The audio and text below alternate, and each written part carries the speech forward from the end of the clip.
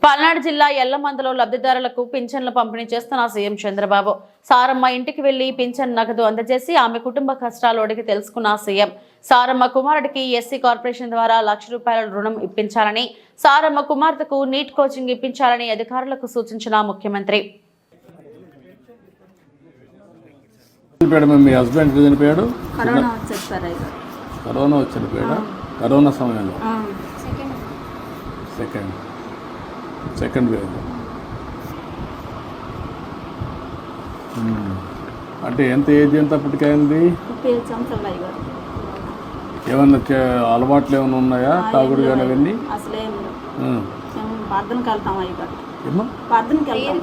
ప్రేయర్కి వెళ్తా. అలవాట్లు ఏం లేవు.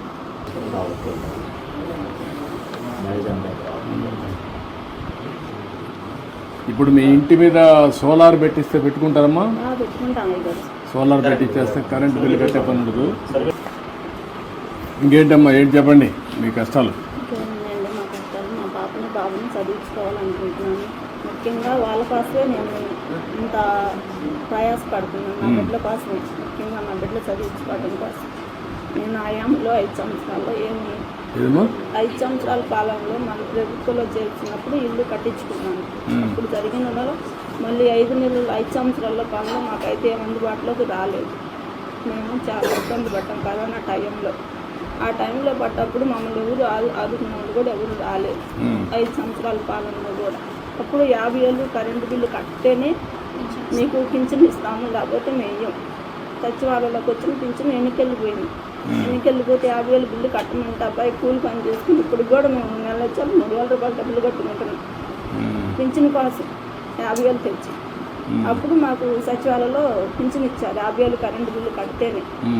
ఆ 50,000 కట్టుకుని ఇప్పుడు నేను అప్పుడు ₹2,750 పింఛన్ తీసుకుంటున్నాను.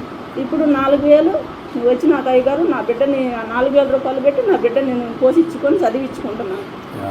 అబ్బాయి తెచ్చిన 200 జీవిత ప్రకారం మేము ఇంట్లో ఆయుధ ప్రకారం వాడుకున్న ఎట్నా సార్ పాపని చదివించుకునే సామతికి మేము ఇప్పుడు నువ్వు ఇచ్చిన డబ్బులు పెట్టి మేము వాడుకున్నాం. బాగా చదివించమ్మా పాపని, మంచి భవిష్యత్తు ఉంటుంది. డాక్టర్ అవుతావా? నమ్మకమేనా? నువ్వు కూడా టైం ఉన్నప్పుడు చదువుకోకూడదు. పార్ట్ టైం నువ్వు ఇంటర్మీడియట్ ఏం చేసావు? అప్పుడు పాస్ అయినావు. ఇంటర్మీడియట్ ప్రైవేట్ చేస్తే నీకు క్వాలిఫికేషన్ కూడా వస్తే వ్యాపారానికి కూడా నీకు ఉపయోగపడుతుంది. ఇంటర్మీడియట్ పాస్ అయ్యావనుకో, దెన్ డిగ్రీకి వెళ్ళు. కొద్దిగా టైం స్పెండ్ చేయి. నువ్వు పాలిటెక్నిక్ అదే పాలిటెక్నిక్ చేయించు, నీకు ఐడియా వస్తుంది, చాలా ఉద్యోగాలు వస్తాయి. రెండోది వచ్చి నీకు వ్యాపారం మీద కూడా కంట్రోల్ వస్తుంది. చిన్నగా ఇచ్చి ముందు రిపేర్ చేయి, ఆ 3 లక్షలు పెట్టి దాని నుంచి నెక్స్ట్ ఎట్టుకోవాలో చదువుకుంటూ 2 పనులు చేయి.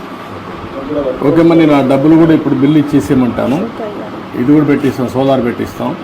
ధైర్యంగా ఉండండి. ఈ పాపని ఏం కావాలో అవన్నీ ఇప్పించి చదివించాలి. నాకు MBBS తీసేట్టుగా మీరు మెంటరింగ్ చేయాలి. రేపటి నుంచి పాపని జిల్లా అడ్మినిస్ట్రేషన్లో ఉండాలి. ఒకటి టేక్ లాజికల్.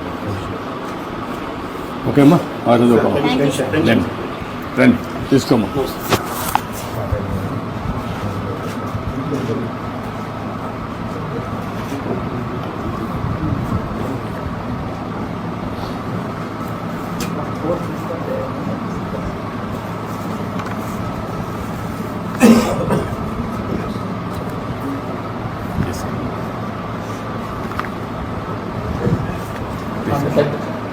రామ్ అటు ఇట్లా లేమా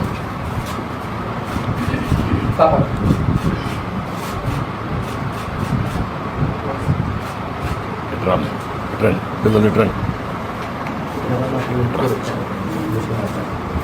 కరోనా టైంలో మన ఇంటికి వచ్చాం సార్. ముందా నేను దగ్గర కాలేసి వివరాలు బయట మన కార్యకర్తలు వచ్చారు. రమేష్ గారు ఇచ్చారు. ధైర్యంగా ఉండమ్మా. ఓకే అమ్మా, గుడ్. Thank you.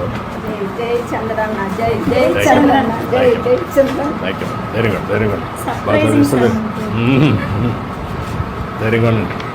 నీకు మళ్ళా కేటగరైజేషన్ వస్తుందమ్మా. ఇప్పుడు మాలామాదిలో కూడా కేటగరైజేషన్ తీసుకొస్తాం. దాంట్లో కూడా నీకు బెనిఫిట్ వస్తుంది. బాగా చదువుకో, పైకి వస్తుంది. నువ్వు బాగా తెలివిగా ఉన్నావు, ఇంకా బాగా చదువుకోవాలి, కష్టపడాలి. ఇప్పుడు కష్టపడితే జీవితాంతం సుఖపడతావు. కష్టపడతావా? నమ్మకమేనా? ఏంటంటే నువ్వు సెట్ అవుతావా? ఇప్పుడు ఇది ఇచ్చినాక నువ్వు బాగా సెట్ అయ్యి మీ అమ్మను సరిగా చూసుకొని పాపను బాగా చదివించి